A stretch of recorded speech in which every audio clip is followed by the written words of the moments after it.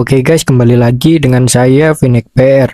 Di video kali ini kita akan melanjutkan alur cerita dari manhwa berjudul Starting with Confessing with the Beautiful Master. Video ini jelas merupakan kelanjutan dari video part sebelumnya, jadi bagi yang belum menonton, saya sarankan untuk menonton terlebih dahulu. Oke, sebelumnya Master Yuyo memutuskan untuk mengakhiri hukuman Sangji dan Luoyan lebih cepat karena nafas mereka yang terasa lemah. Dia pun melihat ke dalam kantung spiritualnya dan namun justru menemukan Sangji yang sedang tidur dengan Luoyan sembari berpelukan. Jelas saja itu membuatnya sangat marah. Master Yuyo pun kemudian langsung membanting keduanya. Sangji pun dengan polos bertanya pada Master Yuyo mengapa mengeluarkannya tiba-tiba, begitu juga dengan Luoyan yang bingung. Master Yuyo pun tak memberikan alasan, dia kemudian menyuruh mereka serta Chenyu untuk membersihkan sekte sebagai hukuman. Master Yuyo kemudian juga menyerahkan semua tugas sekte sebagai tanggung jawab mereka dan keduanya pun hanya bisa menurut saja. Pada saat yang sama, sistem pun kemudian berbunyi menyatakan keberhasilan Sangji dalam menyelesaikan tugas membantu Chenyu masuk ke sekte Dao dan mengirimkan hadiah berupa 50 poin kekuatan sihir. Sangji pun mengucapkan terima kasih atas kebaikan masternya tersebut. Dia berjanji akan melakukan yang terbaik. Luoyan dan Chenyu pun kemudian saling berpelukan karena begitulah mereka senang karena bisa bersama. Melihat itu pun Master Yuyo hanya terdiam karena dia tak habis pikir dengan mereka yang justru terlihat bahagia meskipun sedang dihukum. Apapun itu, mereka pun kemudian segera menjalankan hukuman. Terlihat Sangji mengeluh karena itu cukup memalukan bagi dirinya yang seorang senior. Chenyu pun menasihatinya mengatakan jika kebersihan itu bagian dari kultivasi, dia sangatlah bersemangat. Melihat itu pun Luoyan terkagum karena dia sadar dirinya hanya tukang makan saja. Dan tiba-tiba para murid pun kemudian berbondong-bondong datang membawa alat kebersihan, nampak sangat bersemangat. Mereka pun kemudian menawarkan bantuan sukarela dengan alasan karena memang ingin bersih-bersih. Melihat itu pun Sangji merasa bingung, sedangkan Luoyan merasa senang karena ada banyak bantuan. Chenyu pun terdiam murung karena sadar jika para murid-murid itu pasti menawarkan bantuan demi mendekati Sangji. Apapun itu, mereka semua pun kemudian lanjut bersih-bersih. Sangji jelas tak bisa menggantikan para murid. Master Yuyo yang mengawasi diam-diam pun merasa kesal karena itu terlihat seperti sebuah hadiah daripada sebuah hukuman. Dia menjadi ingin membunuh Sangji oleh karenanya meski jelas dia tidak benar-benar melakukannya. Apapun itu, 7 hari pun cepat berlalu setelahnya dengan kondisi yang sama di mana Sangji selalu mendapatkan pertolongan ketika bersih-bersih. Dari hari ke hari, para murid pun kian semakin berani untuk mendekati Sangji. Itu membuatnya menjadi canggung. Sangji sendiri jelaslah tak ingin disalahpahami lagi, namun sayangnya Master Yuyo telah melihatnya. Master Yuyo pun menegur mereka dan Sangji pun menjelaskan jika hanya sedang berdiskusi saja tentang kultivasi sembari bersih-bersih. Mereka semua pun benar-benar ketakutan, namun untungnya Master Yuyo tak membahasnya lebih jauh. Ternyata Master Yuyo ini datang karena memiliki tujuan. Dia pun meminta Sangji untuk mendengarkannya baik-baik. Jadi secara singkatnya, ada sebuah daerah bernama Pulau Barbarian tersembunyi di bagian selatan. Itu seperti sebuah tanah terlarang yang mana baru-baru ini telah terbuka.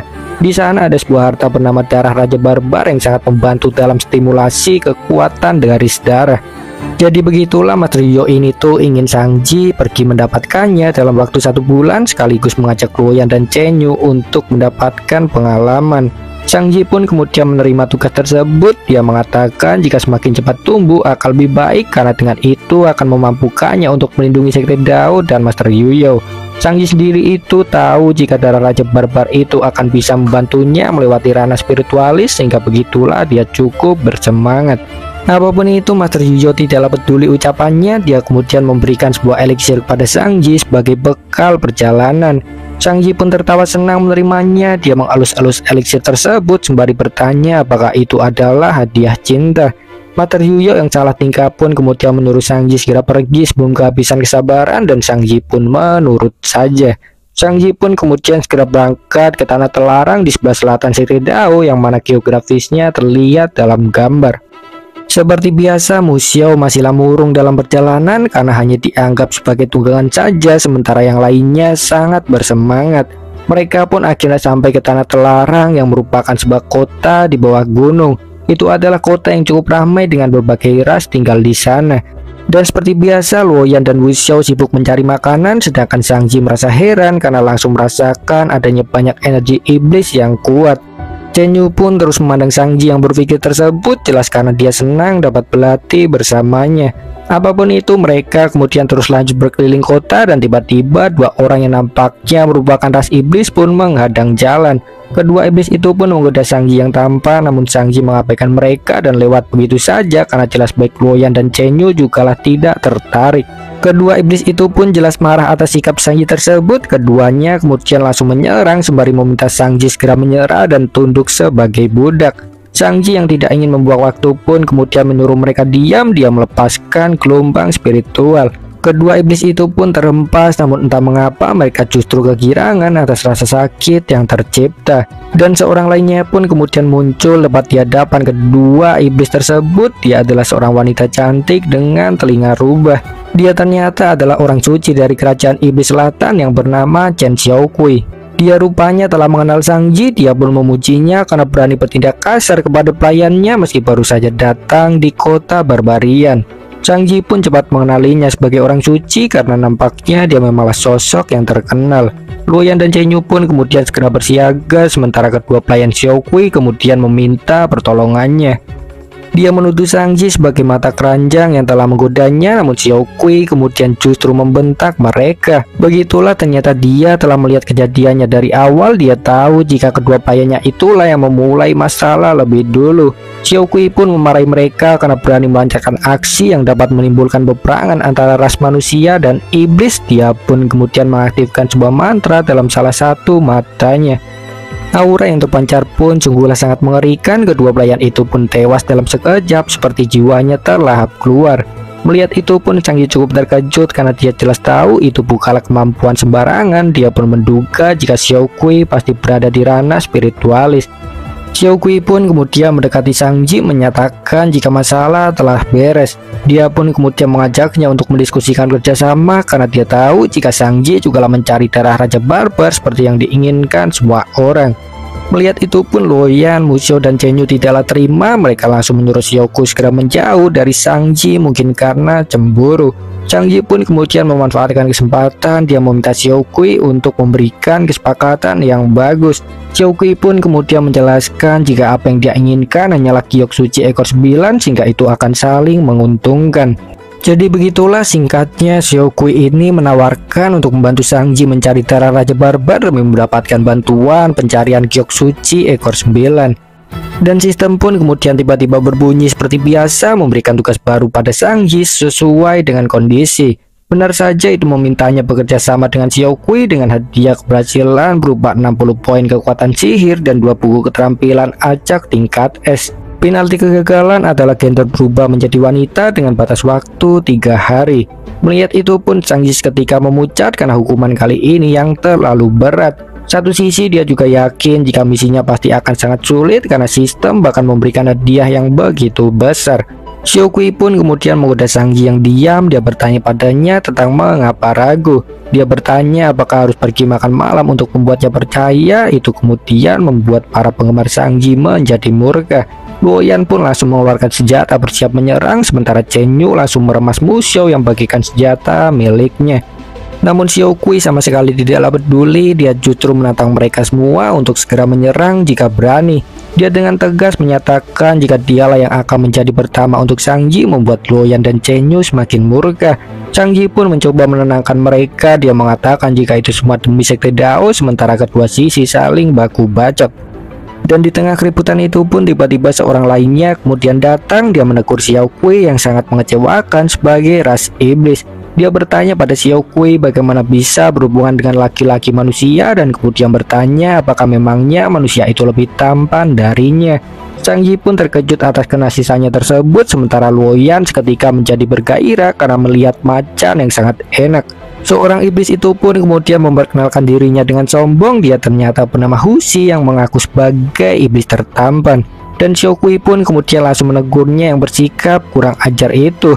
Aku itu bekerja sama dengan Tuan Sang Ji adalah karena keinginanku sendiri. Apa hubungannya dengan iblis sepertimu? Ucapnya. Hushi pun menangis mendengar itu karena dia baru saja mendengar Xiaokui memanggil Sang Ji sebagai Tuan sedangkan dirinya hanya sebagai iblis.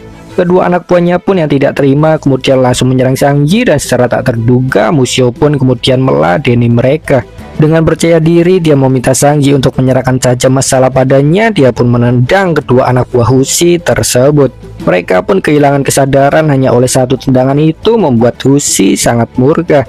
"Dasar loli brengsek, beraninya kau membunuh anak buahku," ucapnya. Matanya pun memerah seiring dengan amarahnya yang memuncak, dan dia pun justru berakhir dengan sebuah tamparan keras Xiao Kui. Xiao Kui pun mengingatkannya jika perbuatannya tersebut dapat menimbulkan konflik antara manusia dan ras iblis. Dia menyuruhnya untuk diam, dan Hushi pun menangis jelas saja karena hatinya telah hancur.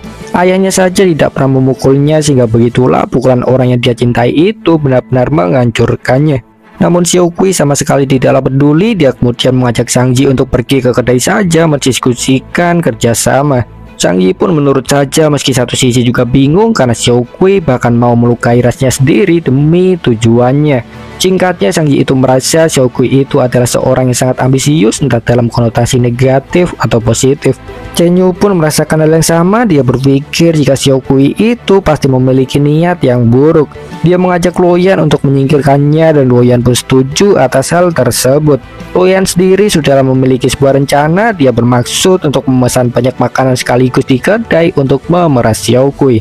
Begitulah yang dipikirkannya itu tidaklah jauh dari makanan. Itu sama seperti dengan Mu Xiao. Apapun itu, mereka pun kemudian segera bergegas pergi meninggalkan Hushi yang sangat murka. Dia bertekad untuk membalas dendam, dan tiba-tiba saja seseorang pun muncul di belakangnya. Seseorang dengan aura yang sungguh sangat luar biasa, yang mana hanya dengan melihatnya saja Hushi merasa takut. Seseorang itu pun kemudian memperkenalkan dirinya yang bernama Long Tianyu, seorang suci dari ras naga. Orang suci ini itu nampaknya adalah suatu julukan kehormatan yang mana jelas menunjukkan suatu sosok yang memiliki peranan penting. Tianyu pun kemudian langsung ke intinya. Dia menawarkan sebuah kerjasama pada Hushi untuk menghadapi Sang Ji. Hushi pun terkejut mendengar itu karena Tianyu ini memanglah orang yang cukup populer. Dikatakan jika dalam waktu dekat Tianyu itu sudah menantang banyak ahli untuk meningkatkan eksistensi ras naga. Hushi pun kemudian bertanya apakah Sang Ji itu memang salah satu targetnya. Tianyu pun terdiam sejenak, dan tiba-tiba udara di sekitarnya pun bergetar. Hushi pun tersungkur oleh karena tekanan yang Tianyu ciptakan. Dia benar-benar tak dapat menggerakkan tubuhnya. Tianyu pun tertawa. Dia mengatakan jika Hushi tidaklah buruk dan oleh karenanya menjadi menginginkannya. Nampaknya itu tentang Hushi yang masih dapat bertahan menghadapi aura intimidasinya. Setidaknya itu membuktikan jika Hushi bukanlah sampah yang sangat lemah. Apapun itu, Shin pun setelahnya berpindah ke kedai bisnis barbarian. Terlihat Luoyan dan Mu Xiao makan dengan lahap. Luoyan pun langsung memaafkan Xiao Kui oleh karena menunjukkan kedai yang penuh makanan lezat. Chen Yu pun memprotesnya yang begitu mudah ditaklukkan, namun Luoyan tak meresponnya. Dan tiba-tiba Sang Ji pun merasakan suatu aura membunuh yang kuat di dekatnya. Dia pun menoleh ke belakang dan terkejut karena ternyata itu berasal dari Ye Houran. Begitu juga Ye Houran pun jelas menyadari keberadaan Sang Ji. Dia merasa jika kemampuan pelacakan Sang Ji itu menurun karena hanya menyadari keberadaannya saja, meski sebenarnya si Ji ada bersamanya. Oleh karena itu pun Ye Houran merasa lebih percaya diri. Dia yakin dapat mengalahkan Sang Ji kali ini.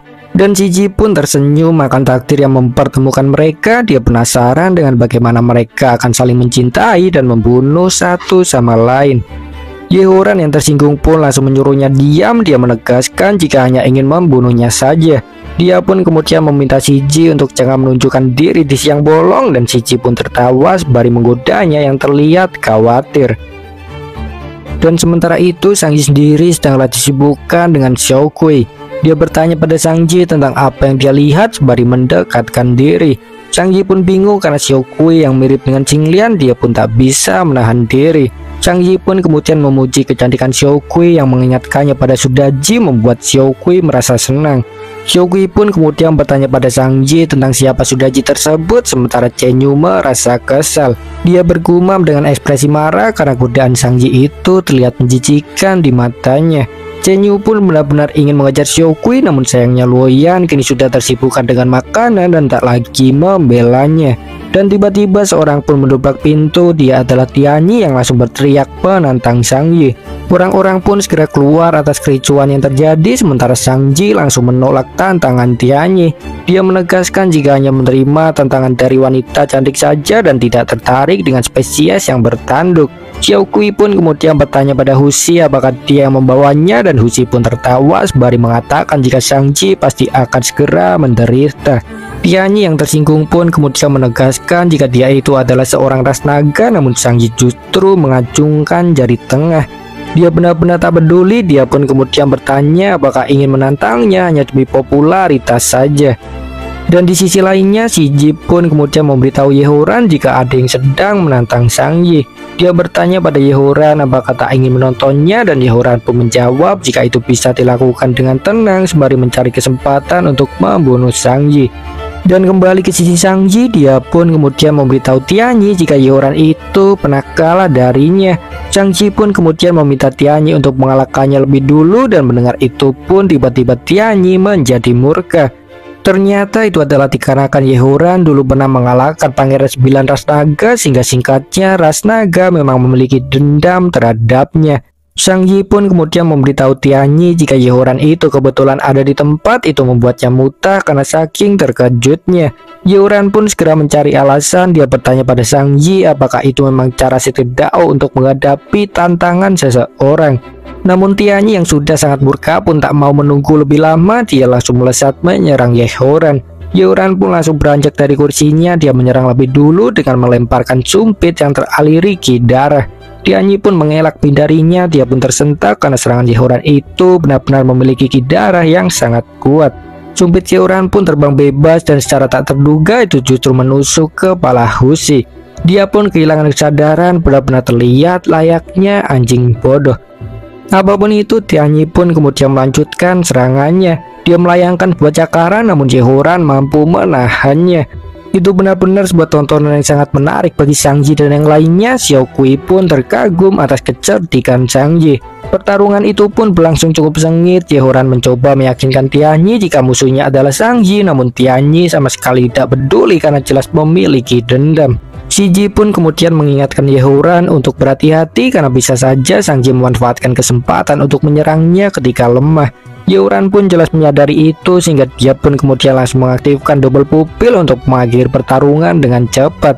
Yehoran pun kemudian mengaktifkan teknik ledakan darah yang mana seperti dengan namanya. Ledakan darah pun menyebar ke seluruh ruangan, benar-benar suatu hal yang berbahaya. Shang-Chi pun kemudian meminta semua orang berhati-hati. Dia menciptakan sebuah perisai dengan pikiran bingung karena Yehoran yang bahkan bertarung seperti itu meski di tempat umum.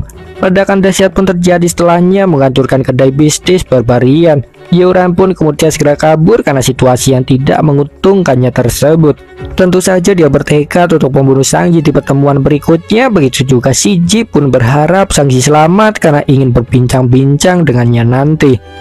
Apapun itu, debu pun mereda setelahnya, dan tentu saja Shang-Chi pun selamat tanpa luka oleh karena memasang teknik perlindungan. Namun itu memiliki radius cakupan yang sangat kecil, sehingga seperti yang terlihat semua orang pun harus memeluknya. Dan sementara di sisi lainnya, Tianyi terlihat terluka parah. Meski begitu, dia tetaplah tidak menyerah. Dia benar-benar ingin membalaskan dendam kepada Yehoran. Dia pun kemudian bergegas mengejar Yehoran sembari memperingati Shang-Chi jika pasti akan kembali menantangnya ketika urusannya selesai. Namun Shang-Chi tidaklah membiarkannya begitu saja. Dia pun kemudian melemparkan sebuah batu tepat ke arah kepala Tianyi. Itu adalah sebuah pukulan telak. Tianyi pun terjatuh dengan memalukan. Shang-Chi dan yang lainnya pun kemudian segera mengepungnya, meminta Tianyi segera menyerahkan semua harta yang dia miliki. Tentu saja Tianyi mencoba mengelak, namun dia tak mampu melakukan apapun karena terluka. Shang-Chi dan yang lainnya pun kemudian langsung memeriksa semua barang dalam tubuhnya, sementara Xiao Kui merasa bingung karena perbuatan yang tidak senonoh tersebut. Xiao Kui pun kemudian menggigit jarinya seolah membulatkan sesuatu, dan dia pun kemudian langsung berlari mengikuti Shang-Chi dengan mata berbinar. Begitulah cara tidak senonoh tersebut ternyata adalah hal yang dia sukai. Apapun itu, 30 menit pun cepat berlalu setelahnya. Tianyi pun menangis karena telah dilecehkan oleh banyak orang sekaligus.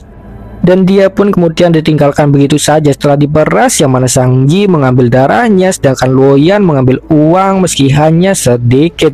Chen Yu mengambil sebuah tali misterius, Xiao Kui mengambil sisik naga, sedangkan Mu Xiao tak mendapatkan apapun. Mereka pun kemudian segera bergegas pergi, dan namun tiba-tiba Tianyi berdiri meneriaki Shang-Chi.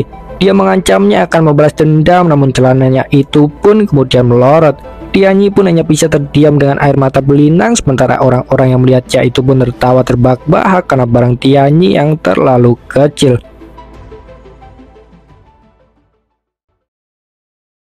Waktu pun cepat berlalu, Sangji beserta yang lainnya akhirnya sampai di pusat tanah barbarian. Nampaknya mereka sampai di sana di malam hari, meski ada kemungkinan lain jika memang seperti itulah kondisi di sana.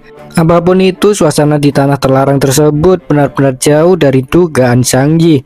Dia hanyalah menemukan mayat yang berserakan sepanjang jalan, benar-benar sebuah suasana menyeramkan yang jauh berbeda dengan pengetahuan publik. Xiaofei pun kemudian memperingati Sangji untuk berhati-hati. Dia menduga jika mungkin ada iblis yang kuat. Iblis ini tuh nampaknya berbeda dengan ras Xiaokui karena dia itu lebihlah seperti siluman. Apapun itu, Sangji sama sekali tidaklah peduli karena dia ingat sebuah ajaran di bumi yang mengatakan jika orang mati tidak membawa harta.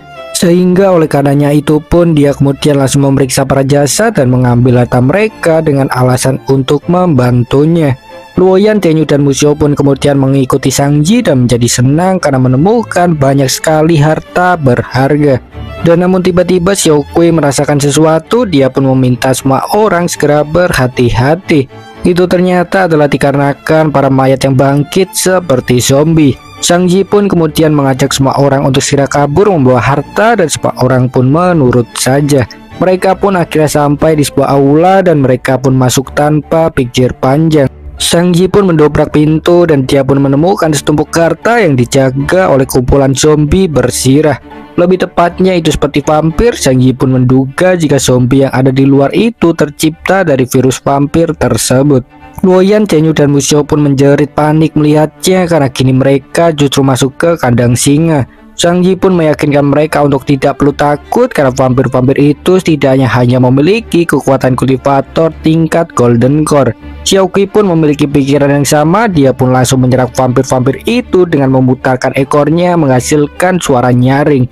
Sangji pun kemudian memanfaatkan kesempatan. Dia mengaktifkan teknik pedang bayangan puisi immortal. Sangji pun melesat sangat cepat dengan pedangnya yang memancarkan cahaya. Dia pun berhasil membantai vampir-vampir tersebut dalam satu lesatan. Xiaokui pun terdiam kagum melihatnya. Dia merasa jika kemampuan pedang Sangji itu telah mencapai kesempurnaan. Dan tiba-tiba sebuah portal pun kemudian tiba-tiba muncul. Sangji pun menduga jika itu mungkin merupakan gerbang ke tanah terlarang yang sebenarnya. Dia pun kemudian mengajak Xiaokui untuk pergi bersamanya dan meminta yang lainnya berjaga. Mereka berdua pun masuk ke dalam portal, sedangkan di sisi lainnya para zombie pun akhirnya sampai. Luoyan dan yang lainnya pun memutuskan untuk bertarung menghadapi mereka demi memenuhi kepercayaan Sangji. Tenyu benar-benar terlihat percaya diri hingga Musou pun bahkan sangat penasaran tentang seberapa kuatkah dia itu. Tenyu pun kemudian mengaktifkan sebuah mantra pemanggilan. Dia memanggil makhluk mitologi harimau putih yang sayangnya jauh dari perkiraan. Sosok yang muncul memanglah benar harimau putih, namun begitulah itu merupakan versi mininya. Melihat itu pun Luoyan sungguh kecewa, begitu juga dengan Musou karena harimau putih itu bakal lebih kecil darinya. Namun apapun itu, Luoyan tak kehabisan cara. Dia pun teringat jika memiliki kemampuan pembesar yang biasa dia gunakan pada senjata makanannya. Luoyan pun mencoba itu ke harimau putih dan benar saja itu bekerja. Harimau putih tersebut menjadi begitu besar, namun entah mengapa dia justru meraung layaknya kucing daripada harimau.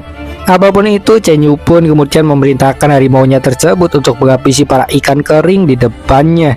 Harimau yang seperti kucing itu pun kemudian mengejar para zombie tersebut, benar-benar layaknya perburuan baginya. Harimau itu pun kemudian memakan zombie-zombie tersebut, mereka benar-benar layaknya ikan baginya. Dan apapun itu, Shin pun berpindah setelahnya ke sisi Sangji dan Xiaokui. Mereka ada di dalam portal misterius yang ternyata menghubungkan ke ruang harta rahasia. Sangji pun kemudian meminta Xiaokui untuk segera mencari apakah ada harta yang mereka cari, sementara dia ingin memastikan tentang apa aura membunuh yang terpancar. Sangji pun terus melangkah ke sumber aura tersebut dan dia pun menemukan adanya seorang zombie yang duduk di atas tahta. Zombie itu ternyata dapat berbicara. Dia adalah Raja Barbarian itu sendiri yang bernama Tiran Karnek. Sang Raja Barbarian pun kemudian bertanya pada Sangji tentang mengapa dia mengganggu ketenangannya. Dia pun tiba-tiba menjadi murka. Dia pun menyatakan dengan tegas jika hukuman bagi pencuri makam adalah kematian. Namun Sang Ji tidaklah takut atas gertakannya tersebut. Dia justru senang karena yakin jika batu di dada Raja Barbar itu pasti adalah darah Raja Barbar. Dia pun segera mengeluarkan kuas ajaib. Begitu juga dengan Xiaokui yang memperingati Sang Ji untuk berhati-hati karena kultivasi Raja Barbar itu setidaknya ada di tingkat Nascent Soul.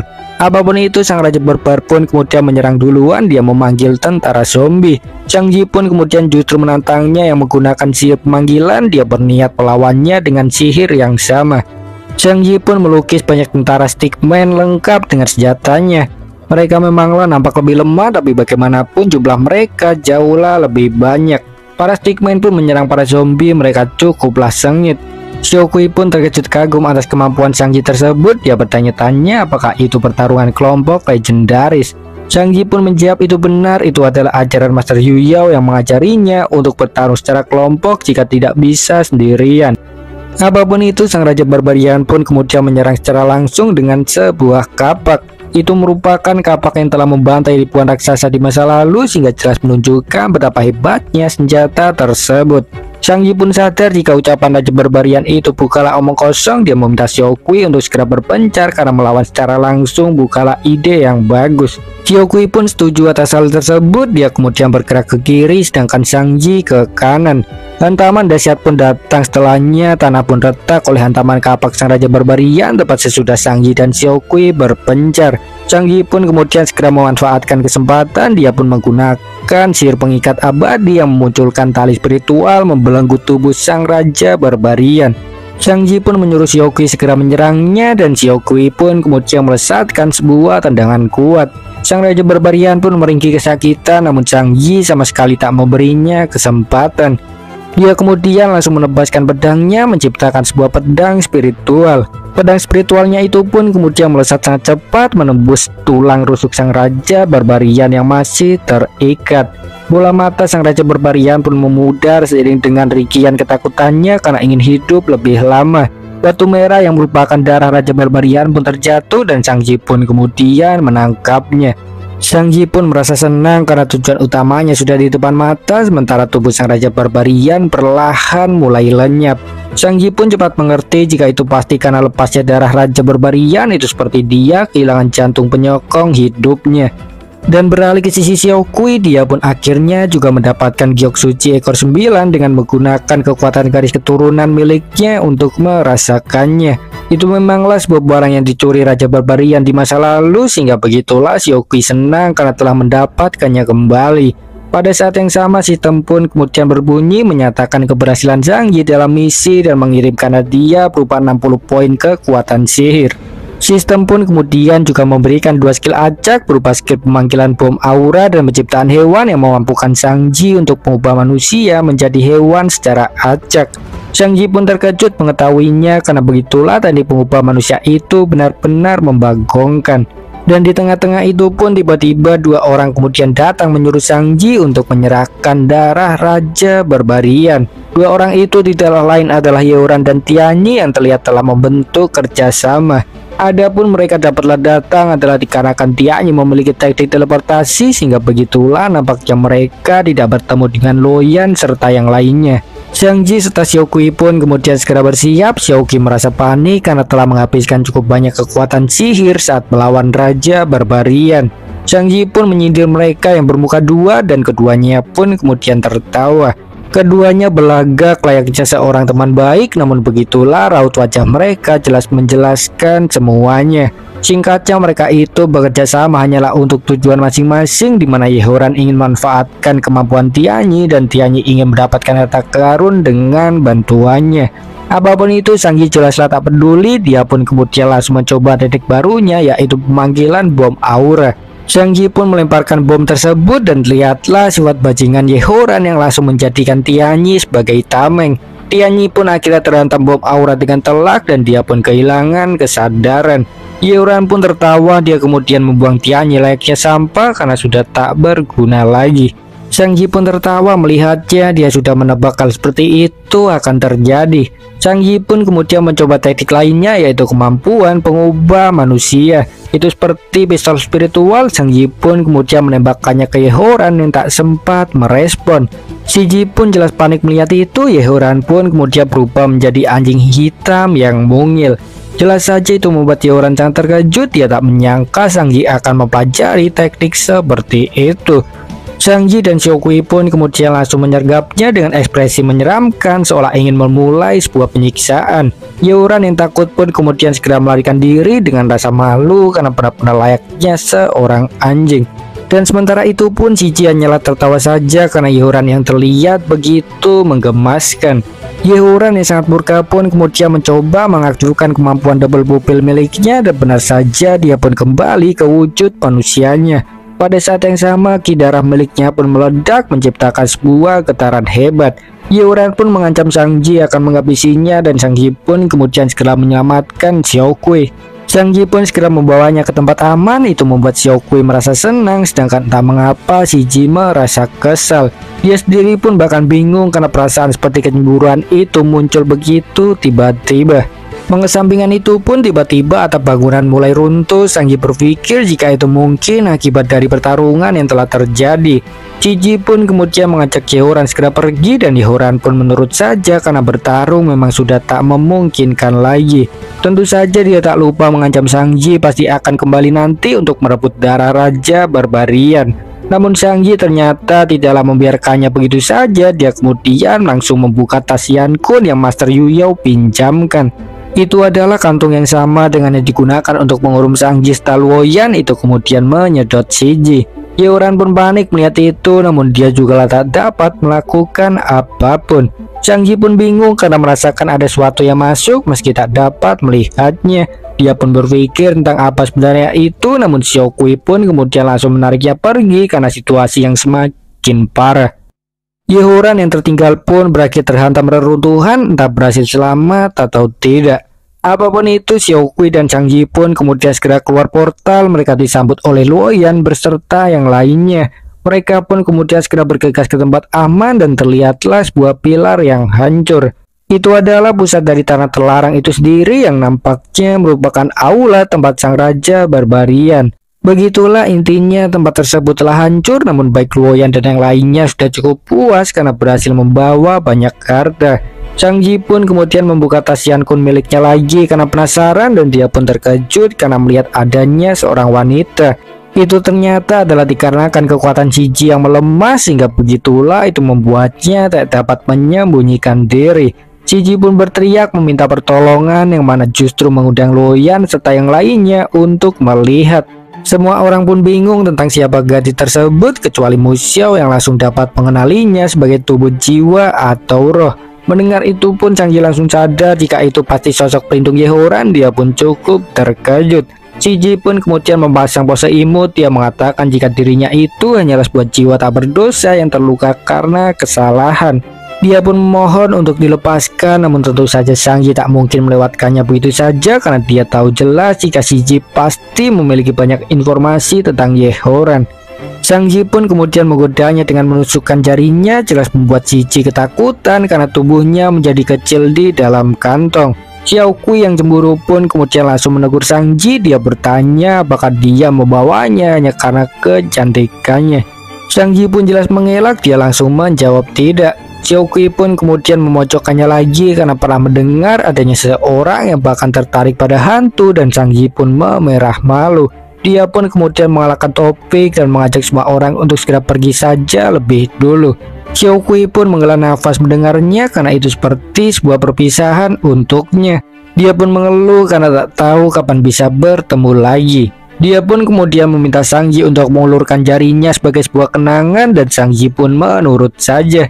Sang Ji pun kemudian bertanya pada Xiaokui tentang mengapa harus membuat janji dengan jari seperti anak kecil, dan secara tak terduga Xiaokui kemudian justru menggigit jari Sang Ji tersebut.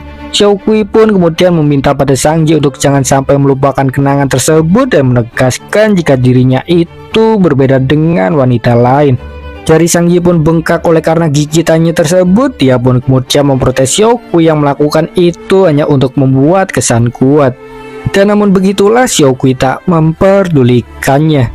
Chen Yu dan Luoyan yang iri pun kemudian meraih tangan Zhang Yi. Mereka juga ingin membuat kesan terhadapnya. Xiao Kui pun kemudian segera bergegas pergi. Dia mengucapkan sampai jumpa dan meminta Zhang Yi untuk jangan melupakannya. Zhang Yi pun kemudian langsung melempar Luoyan dan Chen Yu. Dia pun meyakinkan Xiao Kui jika dia tidaklah akan melupakannya. Apapun itu, mereka pun kemudian segera bergegas kembali ke Sekte Dao dan mereka pun sampai di keesokan harinya. Seperti biasa, para murid pun kemudian langsung menyambut mereka, bahkan kali ini dengan persiapan penuh. Para murid itu pun menari, mengucapkan selamat datang dan memuji Zhang Yi yang telah mengalahkan sang raja barbarian. Zhang Yi pun menyapa mereka semua dengan kegirangan layaknya seorang mata keranjang.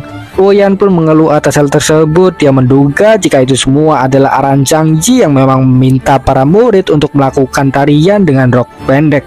Dan namun berbeda dari biasanya, Chen Yu kini justru menyapa para murid dengan baik, bahkan menawarkan harta untuk dibagikan. Mu Xiao pun merasa jika itu pasti dilakukannya untuk membeli hati para murid, meski jelas tak disadari oleh mereka. Dan di tengah-tengah itu pun tiba-tiba sebuah portal besar kemudian muncul di atas langit. Dua orang pun kemudian terlihat dari portal tersebut menyatakan ketidakterimaannya kepada Zhang Yi yang telah membunuh anaknya. Benar saja, dia itu adalah ayah dari Tianyi yang seorang wakil kepala suku naga bernama Long Basion.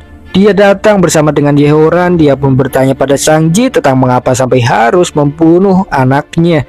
Yehoran pun menyapa Zhang Yi dan Zhang Yi pun cukup terkejut karena Yehoran yang susah dibunuh layaknya kecoa.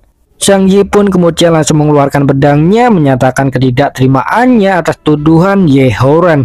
Zhang Yi pun memberitahu Basion jika sebenarnya Yehoran lah yang membunuh Tianyi, namun jelas saja dia tak percaya begitu saja. Yehoran pun kemudian memperkeruh suasana. Dia mengatakan jika jelas-jelas dirinya itu bersahabat dengan Tianyi karena telah membawanya kembali ke ayahnya. Basion yang murka pun kemudian langsung menyerang Zhang Yi, namun tiba-tiba Master Zhu Yao kemudian datang menghentikannya. Dia dengan tegas mengancam Basion untuk jangan berani melukai muridnya. Dia pun kemudian langsung menyerang lebih dulu dengan sebuah tebasan pedang. Basion pun menunduk menghindarinya, namun dia jelas terkejut karena serangan Master Zhu Yao yang begitu cepat. Basion pun kemudian meminta keadilan, mengatakan Zhang Yi itu telah membunuh anaknya. Yehoran pun tertawa melihat itu. Dia senang karena klan naga terlihat akan bermusuhan dengan Sekte Dao. Master Zhu Yao yang tidak terima akan tuduhan terhadap muridnya itu pun kemudian hendak mengajar Basion, namun Zhang Yi menghentikannya.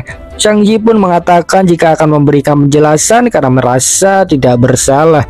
Zhang Yi pun kemudian mengeluarkan sebuah batu yang sudah teraliri dengan sihir. Zhang Yi pun menjelaskan jika itu adalah batu penahan bayangan yang dapat merekam situasi melalui sebuah ingatan. Zhang Yi pun meminta Basion untuk melihatnya sendiri, namun jelas saja Yehoran langsung menyanggahnya. Omong kosong apa yang kau bicarakan? Jelas-jelas pertempuran itu sangatlah kacau. Jadi bagaimana mungkin kau mengingatnya? Ucapnya. Zhang Yi pun menanggapinya dengan santai. Dia kemudian membuka kantong siakun miliknya sembari mengingatkan Yehoran jika apa yang ada di dalamnya pasti bisa memberikan kebenaran. Melihat Cici yang ada di kantong itu pun Yehoran hanya terdiam, begitu juga sebaliknya. Cici lah yang kemudian memulai pembicaraan. Dia pun bertanya pada Yehoran apakah pernah memperdulikannya meski hanya sedikit saja. Dia juga bertanya apakah tujuan kedatangannya itu untuk menyelamatkannya atau hanya demi membalas dendam. Dan mendengar itu pun bagi Yehoran dan Zhang Yi tercengang karena begitulah itu terlalu tiba-tiba. Yehoran pun benar-benar kehabisan kata-kata. Dia tak menyangka jika Shiji masihlah sangat peduli dengan perasaannya terhadapnya. Dia pun teringat dengan masa lalunya dengan Shiji karena dari dulu Shiji tak pernah berubah dalam hal tersebut. Mereka itu bertemu adalah saat Yehoran dulu masih kecil, setidaknya 6 tahun yang lalu. Shiji tergoda oleh Yehoran oleh karena bau darahnya yang begitu harum, namun Yehoran justru menganggapnya sebagai penguntit yang mengganggu. Sedari dulu Shiji pun selalu mempertanyakan tentang apa arti dirinya di hati Yehoran. Dia ingin dianggap seperti seorang kakak atau apapun yang bisa diandalkan. Dan namun begitulah, Yehoran kecil itu juga orang yang sama dengan yang sekarang. Dia tidak terlalu peduli akan perasaan seperti itu karena hanya ingin menjadi lebih kuat atas kemampuannya sendiri. Dia itu memang seorang yang memiliki tekad. Dia bahkan mengatakan itu ketika baunya terkilir akibat memotong kayu. Nampaknya kejadian itu jugalah pertama kalinya Yehoran sadar atas ketidakberdayaannya, sehingga dia pun menerima tawaran Shiji yang ingin membuatnya menjadi lebih kuat.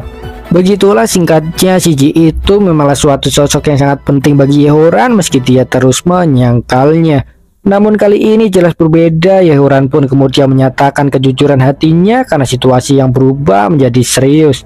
Baiklah Shiji, karena kau ingin tahu maka aku akan memberitahukannya padamu sekarang. Kali ini aku memang datang untuk menyelamatkanmu karena kau benar-benar saudari terbaik di hatiku, ucapnya sembari mengambil kantong Syakun di tangan Sangji. Mendengar itu pun Shiji cukup terkejut. Dia nampaknya kecewa karena dianggap sebagai kakak saja. Namun Shiji pun juga tidak menyangkalnya karena dia pun akhirnya menyadari jika itulah perasaannya pada Yehoran yang melihatnya sebagai adik laki-laki. Pada saat yang sama Shiji pun menyadari jika itu adalah sebuah perasaan yang berbeda karena Sangji terasa lebih spesial baginya. Apapun itu, Yehoran pun kemudian segera bergegas melarikan diri. Sangji pun meneriakinya yang berani mencuri barang dan wanitanya, begitu juga Luoyan pun membela Sangji. Namun Sangji pun tak berani bertindak lebih jauh karena tiba-tiba ada aura membunuh yang begitu kuat tepat di belakangnya. Benar saja itu berasal dari Master Yuyao yang tidak menyangka jika Sangji justru akan membawa seorang wanita dengan kantong pemberiannya. Dan beralih ke sisi lain, Bastion pun akhirnya menjadi yakin jika Yehoranlah penyebab utama kematian Tianyi karena sikapnya tersebut. Dia bertekad untuk tidak membiarkannya lolos dan tiba-tiba keajaiban pun terjadi. Tianyi tiba-tiba batuk, jelas membuat semua orang sangat terkejut. Bahkan Sangji menduga jika kematiannya itu adalah kepura-puraan. Tianyi pun mengakuinya. Dia menjelaskan jika memang sengaja menggunakan seni pemalsu kematian untuk memulihkan diri. Tianyi pun kemudian menjelaskan pada ayahnya jika benar Yehoranlah yang sengaja menipunya. Itu jelas membuat Bastion menjadi murka. Dia pun ingin segera mengejar Yehoran, namun Sangji kemudian mencegahnya karena terlebih sudah terlambat. Sangji pun meminta Bastion untuk menyerahkan saja urusan Yehoran padanya karena dia melihat adanya sebuah kesempatan bagus. Sangji pun kemudian meminta kompensasi pada Bastion karena Tianyi itu sebelumnya ingin membunuhnya dan menyebabkan kerusakan moral atau mungkin seperti pencemaran nama baik. Bastion pun jelas langsung menyangkalnya. Dia mempertanyakan maksud Sangji tersebut. Intinya dia itu ingin menghindar. Dia pun kemudian berjanji akan pergi dengan cara yang baik. Dan namun Master Yuyao pun kemudian langsung menodongkan pedang ke lehernya. Dia mempertegas jika Sekte Dao itu menjunjung tinggi moralitas. Bastion yang ketakutan pun kemudian segera meminta maaf. Dia mengajak Master Yuyao untuk membicarakannya baik-baik. Sangji pun kemudian meminta Bastion untuk membayar dengan pantas. Begitu juga Master Yuyao berserta yang lainnya. Mereka itu terlihat layaknya seorang perampok. Bastion pun bertanya-tanya apakah itu memang cara Sekte Dao meyakinkan orang akan kebajikan. Tianyi pun kemudian meminta ayahnya itu menurut saja karena dia sadar tidak sedang dalam posisi yang menguntungkan. Dan begitulah kejadian yang sama pun terulang kembali. Sangji beserta yang lainnya pun mengambil semua barang milik Tianyi beserta ayahnya. Mereka berdua benar-benar diperas habis, bahkan selai pakaian pun tak terlewatkan. Sangji beserta yang lainnya pun sangat puas atas harta yang begitu banyak. Master Yuyao pun sedih karena merasa telah merusak mereka. Dan sementara itu pun Bastion kemudian segera mengajak Tianyi pergi, jelas dengan perasaan murka. Sangji dan yang lainnya pun mengucapkan selamat jalan untuk mereka dan meminta mereka untuk membawa lebih banyak harta dalam kunjungan mendatang. Mengesampingkan itu, Master Yuyao pun kemudian meminta Sangji untuk menggunakan darah Raja Barbar secepat mungkin. Sangji pun menurutinya dan secara tak terduga Master Yuyao pun kemudian menawarkan sebuah bantuan. Dia meminta Sangji untuk menemuinya nanti malam untuk menyempurnakan darah Raja Barbar tersebut. Sangji pun jelas kegirangan mendengar itu. Seperti biasa dia pun menurut dengan pikiran liarnya yang brutal.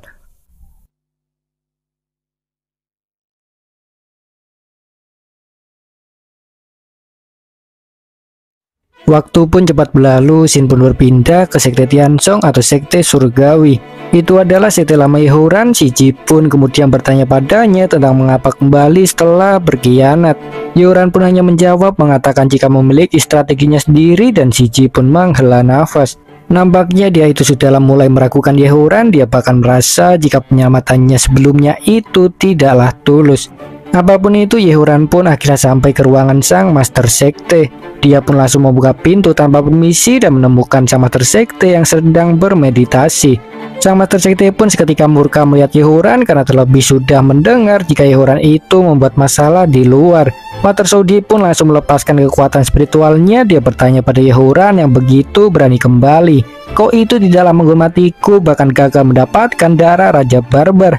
Kau itu sungguhlah sangat memalukan, kau bahkan membuang tubuh suci pupil ganda yang bagus," ucapnya. Dan secara tak terduga Yehuran pun kemudian justru berlutut meminta maaf. Yehuran pun kemudian berbohong mengatakan jika telah mendapatkan darah Raja Barbar dan ingin menyerahkannya. Master Saudi pun langsung melunak mendengarnya. Dia segera menyuruh Yehuran berdiri. Dia pun bertanya tentang di manakah darah Raja Barbar tersebut dan Yehuran pun kemudian langsung mengeluarkan sebuah kotak. Master Saudi pun tertawa senang melihatnya, terlebih Yehuran juga sama sekali tidak menunjukkan sedikit pun kekuatan spiritual. Singkatnya, dia itu percaya jika Yehuran datang dengan tulus. Dia pun hendak mengambil kotak tersebut, namun tiba-tiba Yehuran membukanya lebih dulu sembari mengaktifkan pupil ganda. Yehuran pun tertawa meminta gurunya itu merasakan kasih sayang darinya. Dia pun melesatkan sebuah pisau tepat ke perut Master Saudi. Master Saudi pun terkejut oleh karena serangan dadakan tersebut, terlebih dia tahu betul jika pisau tersebut merupakan pisau penyegel yang dulu pernah dia berikan pada Yehuran sebagai pelindung. Itu adalah pisau yang tepat seperti dengan namanya, yaitu pisau yang mampu menyegel kekuatan spiritual. Master Saudi jelas panik akan hidupnya, namun Yehuran tak peduli sedikit pun. "Kau itu hanyalah bisa menikmati hasil dari orang lain. Kau itu tidaklah layak menjadi guruku, terlebih memimpin sekte Tianzong," ucap Yehuran yang kemudian menggunakan teknik kayu ilahi pengendali darah. Semburan darah itu pun masuk ke dalam kepala Master Saudi. Dia pun meringkih kesakitan tanpa bisa melawan. Melihatnya itu pun Yehuran tertawa senang karena rencananya untuk mengendalikan Master Saudi telah berhasil. Begitu juga Shiji pun ikut senang melihatnya karena itu adalah pertama kalinya Yehuran menunjukkan perasaannya setelah melakukan hal besar. Yehuran pun kemudian bangkit berdiri. Dia menyatakan tekadnya untuk membalas dendam. Dan oke, Shin pun setelahnya berpindah ke sisi Shangji yang sedang menuju ke Gunung Yuying untuk menemui Master Yuyao. Dia pun akhirnya sampai dan menemukan sang master yang sedang duduk di atas ranting pohon. Pikiran liarnya pun seketika kambuh. Dia sangat senang karena master memilih tempat yang sepi. Apapun itu, Master Yuyao pun kemudian menyapanya dengan ekspresi yang serius. Dia bertanya pada Shangji mengapa bisa terlambat dan Shangji pun segera meminta maaf. Shangji pun meminta Master Yuyao untuk langsung ke tujuan utama saja daripada membuang waktu, dan Master Yuyao pun kemudian memintanya untuk segera duduk. Shangji pun panik oleh karena pikirannya sendiri. Dia bertanya tentang untuk apa itu. Master Yuyao pun memintanya untuk menyingkirkan pikiran bodohnya tersebut. Dia pun menegaskan jika hanya menyuruhnya duduk di tanah untuk memulai penyempurnaan. Shangji pun akhirnya menurut. Master Yuyao pun kemudian memulai penjelasannya. Pada intinya Master Yuyao itu memilih Gunung Yuying adalah dikarenakan darah Raja Barbar itu sangatlah kuat. Untuk memurnikannya memang diperlukan energi yin murni dari bulan purnama, sehingga begitulah malam ini memanglah waktu terbaik. Master Yuyao pun kemudian meminta Shangji segera bersiap karena akan menggunakan formasi untuk membantu mengumpulkan energi yin. Formasi itu sendiri bernama penarik Tianyin. Itu seperti sebuah transfer energi dari bulan ke Master Yuyao dan kemudian ke Shangji. Dan benar saja seketika itu pun Shangji merasakan banyak energi yin berkumpul di dalamnya. Dia pun terkejut kagum karena begitulah itu pertama kali bagi Shangji untuk merasakannya. Apapun itu, Master Yuyao pun kemudian memulai tahap penyempurnaan. Shangji pun tertawa senang karena semuanya menjadi lebih mudah dan tidak melelahkan atas bantuan sang master. Shangji pun kemudian mulai berfokus. Dia pun menyerap energi darah Raja Barbar yang telah dimurnikan dengan energi yin. Prosesnya pun berlangsung cepat. Darah Raja Barbar pun kemudian hancur oleh karena seluruh energi di dalamnya telah habis. Shangji pun tertawa setelahnya karena meskipun gagal menembus ranah Nascent Soul, dia berhasil menembus tahap puncak dari ranah spiritualis. Jadi begitulah, tiap ranah itu ada tahapannya meski belumlah jelas. Dan apapun itu, sebuah ide pun kemudian muncul dalam benak Shangji. Untuk memanfaatkan kesempatan, dia kemudian pura-pura masuk ke dalam keadaan iblis atau seperti efek akibat kesalahan penyerapan. Master Yuyao yang cemas pun kemudian segera berlari mendekati Shangji. Dia pun cemas karena Shangji itu menggunakan mantra pemblokir nafas. Master Yuyao pun kemudian langsung membawa Shangji ke kediamannya karena dia ingat jika memiliki pil yang mampu membersihkan energi, sementara Shangji jelas kegirangan. Apapun itu, mereka pun akhirnya sampai di kediaman Master Yuyo. Master Yuyo pun segera membawa Sang Ji masuk ke dalam, jelas saja membuat Sang Ji semakin berpikir liar. Master Yuyo pun kemudian memeriksa denyut nadi Sang Ji dan dia pun tersentak karena darah dalam tubuh Sang Ji masihlah berjalan. Sehingga begitulah Master Yuyo pun sadar telah ditipu olehnya. Dia pun kemudian berniat untuk memberinya hukuman. Master Yuyo pun kemudian segera beranjak, dia pun menginjak tangan Sang Ji. Sang Ji pun hanya bisa terdiam merasakan rasa sakit tersebut karena sekalipun dia ingin menangis, dia tak bisa melakukannya. Master Yuyo pun kemudian naik ke kasurnya. Dia berniat untuk membiarkan Sang Ji tidur di atas lantai sebagai hukuman. Dan begitulah dia benar-benar tidur setelahnya. Sang Ji pun bingung melihat itu. Dia bertanya-tanya apakah mungkin Master Yuyo telah menyadari kepura-puraannya. Singkat cerita, waktu pun cepat berlalu, pagi pun akhirnya datang. Sang Ji pun terbangun tadi tidurnya. Dia merasa pusing karena tidur di atas lantai. Sang Ji pun akhirnya beranjak dari tidurnya. Dia merasa kecewa atas dirinya sendiri yang bahkan tak berani melakukan apapun sembari melirik Master Yuyo yang masih tidur. Dan begitulah pikiran liarnya seketika kambuh karena kebetulan posisi tidur Master Yuyo itu memanglah menggoda. Sang Ji pun mendekat tanpa sadar dan secara tak terduga Master Yuyo pun kemudian berbalik dan membuka matanya. Sang Ji pun berteriak sangat terkejut, dia sangat ketakutan. Master Yuyo pun kemudian langsung ke intinya. Dia bertanya pada Sang Ji bagaimana rasanya tidur di lantai. "Apa kau pikir trik bodohmu itu bisa membohongiku?" ucapnya. Sang Ji pun langsung bersujud meminta maaf. Dia sadar tak bisa mengelak lagi. Jauh dalam hatinya dia pun terkejut. Dia tak menyangka justru berakhir dipermainkan dengan permainannya sendiri. Namun apapun itu juga, Master Yuyo tidaklah membahasnya lebih jauh. Dia pun kemudian mengalihkan topik karena ada hal yang lebih penting. Nampaknya dia cukuplah kecewa karena Sang Ji tak berhasil menembus ranah Nasyensol meski dengan darah Raja Barbar. Dia pun kemudian memberikan saran kepada Sang Ji untuk lebih memberikan penekanan pada kultivasi tubuh suci miliknya.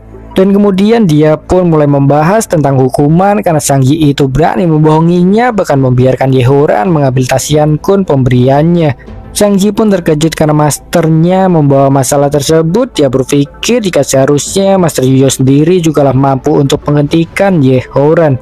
Sang Ji pun berpikir jika itu mungkin disengaja oleh Master Yuyo demi memisahkan dirinya dengan Shiji. Dia merasa jika rencana Master Yuyo itu sungguh luar biasa. Apapun itu, Master Yuyo pun kemudian bertanya pada Sang Ji tentang bagaimana cara dia menebus hal tersebut.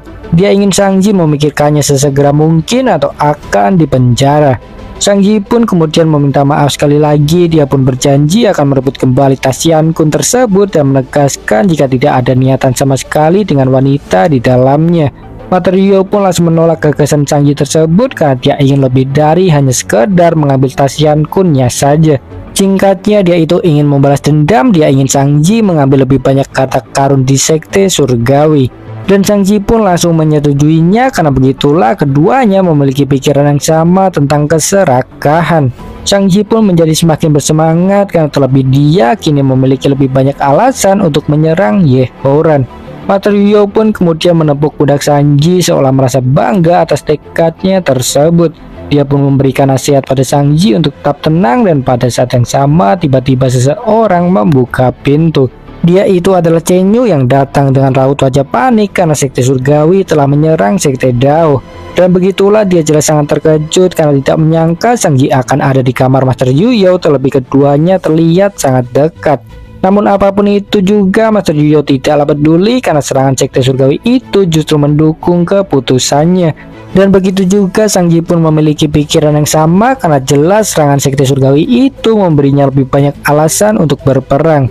Apapun itu, Shin pun berpindah setelahnya ke gerbang masuk sekte Dao. Perang sudahlah pecah di sana. Para murid sekte Dao bertahan atas serangan sekte surgawi. Luoyan sudahlah ada di sana di garis depan bersama dengan dua tetua penjaga sekte. Mereka terlihat mampu mengatasi musuh, namun pada saat yang sama juga merasa aneh karena murid sekte surgawi itu memiliki aura iblis yang kuat. Sehingga begitulah mereka menduga jika sekte surgawi itu sedanglah dikendalikan.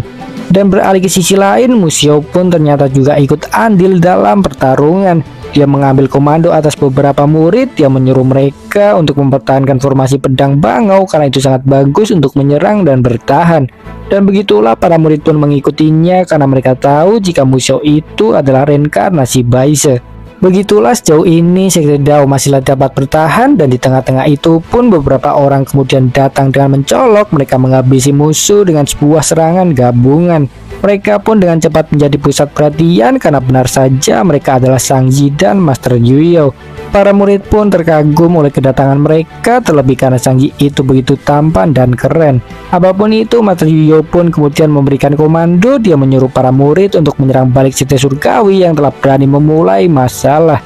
Sementara Sang Ji dengan cepat menyadari kondisinya. Dia pun menduga jika Sekte Surgawi pasti dikendalikan oleh Yihoran karena memiliki aura darah yang pekat. Dan pada saat yang sama pun sebuah portal kemudian terbuka di atas langit. Seseorang pun muncul dari portal tersebut menyambut Master Yuyo yang akhirnya menunjukkan diri. Dia itu tidak lain adalah Master Saudi yang jelas sedang dikendalikan. Dia pun kemudian menyatakan perang kepada Sekte Dao. Melihat itu pun Sang Ji jelas sangat terkejut. Dia tidak menyangka jika Yihoran bahkan berhasil mengendalikan Master Saudi. Begitu juga dengan Master Yuyo. Dia merasa sedikit cemas karena dia tahu jika kekuatan Master Saudi itu akan meningkat jika sedang kehilangan akal sehat. Dan beralih ke sisi lainnya, sebuah portal pun tiba-tiba muncul dari sisi yang lain. Kali ini adalah Xinglian. Dia menyatakan ketidakterimaannya pada Master Yuyo yang dia panggil nenek peot karena tidak mengajaknya dalam pertarungan. Dan melihatnya itu pun Sang Ji hanya terdiam malu, entah karena alasan apa. Dan apapun itu, Xinglian pun kemudian langsung menghadapi Master Yuyo yang bertanya padanya apakah ingin membantu Sekte Surgawi. Xinglian pun tertawa menanggapinya. Dia pun menjelaskan jika maksud datangannya adalah justru sebaliknya, dia menawarkan bantuan karena memiliki musuh yang sama, yaitu Sekte Surgawi. Dan Master Yuyo pun kemudian langsung menolak tawarannya tersebut. Dia menyatakan jika dirinya sendiri sudahlah cukup sembari melesat menyerang Master Saudi. Namun Xinglian ternyata sama sekali tak peduli akan hal tersebut. Dia pun kemudian langsung menangkap Sang Ji sembari memberitahu Master Yuyo jika akan kawin lari dengannya dan masuk ke dalam Sekte Surgawi. Maksud Xinglian ini tuh seperti dia ingin meminta izin untuk menyerang duluan. Namun begitulah, pemilihan katanya sungguhlah membagongkan. Master Yuyo pun jelas marah mendengarnya karena Xinglian ini berani bermaksud menculik muridnya. Xinglian pun kemudian langsung membawa kabur Sang Ji, namun Master Yuyo tak bisa mengejarnya karena dihadang oleh serangan Master Saudi. Sang Ji pun kemudian memberikan penawaran pada Xinglian. Dia berjanji akan memberikan hadiah jika Xinglian mau menuruti perintahnya saat di Sekte Surgawi. Xinglian pun tertawa senang mendengar itu. Dia penasaran dengan hadiah apa yang ingin Sang Ji berikan. Namun begitulah, Sang Ji tentu tak memberitahunya secara langsung. Dia pun merasa lebih percaya diri karena memiliki dukungan kuat yang patuh. Apapun itu, Shin pun setelahnya berpindah ke Sekte Surgawi, di mana seorang tertawa atas keberhasilannya menjadi seorang penguasa sekte. Dia jelas tidaklah lain adalah Yihoran. Si Ji pun kemudian bertanya padanya apakah benar yakin pasukan Sekte Surgawi dapat mengambil alih Sekte Dao. Namun Yihoran sama sekali tak peduli. Apa yang dia inginkan ternyata adalah hanya kekacauan. Dia hanya ingin setidaknya membuat Sang Ji terluka. Yihoran pun kemudian meminta Si Ji untuk tak perlu menyembunyikan dirinya lagi karena ingin dunia mengenalnya sebagai seorang penasehat. Si Ji pun menghela nafas mendengar hal tersebut, jelas karena kecewa. Dia bertanya pada Yihoran tentang mengapa tidak memanggilnya kakak, namun Yihoran acuh tak acuh. Namun apapun itu, Si Ji tidak membahasnya lebih jauh karena teringat akan suatu hal yang lebih penting. Dia pun kemudian memperingati Yihoran dengan adanya kemungkinan serangan tiba-tiba. Dia ingin Yihoran memperkuat gerbang gunung Sekte Surgawi atau mungkin seperti sebuah gerbang masuk. Yihoran pun dengan sangat percaya diri meminta Si Ji untuk jangan khawatir. Dia yakin jika itu sudah sangat kuat, bahkan seekor semut pun tak bisa masuk. Dan namun kepercayaan dirinya itu seketika lenyap dengan seorang murid yang melaporkan adanya serangan diam-diam di Istana Harta Karun. Murid itu melaporkan jika penyerang itu adalah Sang Ji beserta seorang penyihir tua. Jelas membuat Yihoran sangat terkejut. Dia tidaklah terima atas kegagalan rencananya. Dia pun menjadi semakin ingin membunuh Sang Ji dan bertekad untuk tidak membiarkannya lolos. Dan beralih ke Istana Harta, terlihat para murid Sekte Surgawi telah dipecundangi, bahkan pakaian mereka pun telah dirampas. Xinglian yang bingung pun kemudian bertanya pada Sang Ji mengapa berfokus mencari harta daripada membunuh musuh, dan Sang Ji pun menjelaskan jika harta itu juga tak kalah penting. Xinglian pun merasa kesal oleh jawaban tersebut, namun dia menahannya sekuat tenaga karena iming-iming hadiah spesial. Dan saat berikutnya Yehuran pun kemudian datang. Dia menegur Sang Ji yang telah berani menyusup ke sekte surgawi sementara si Ji menyapanya. Sang Ji pun kemudian membalas salam mereka dan tiba-tiba sistem pun berbunyi memberikan misi baru. Itu meminta Sang Ji untuk merebut kembali tas Yan Kun dengan hadiah keberhasilan berupa 40 poin kekuatan sihir. Hukuman kegagalan adalah Xinglian menjadi gila dan akan menganiaya host seperti orang gila dengan batas waktu 1 jam. Terlihat seperti sebuah hukuman yang mengerikan, namun melihat itu Sang Ji justru merasa senang, entah apa yang sebenarnya dia pikirkan tersebut.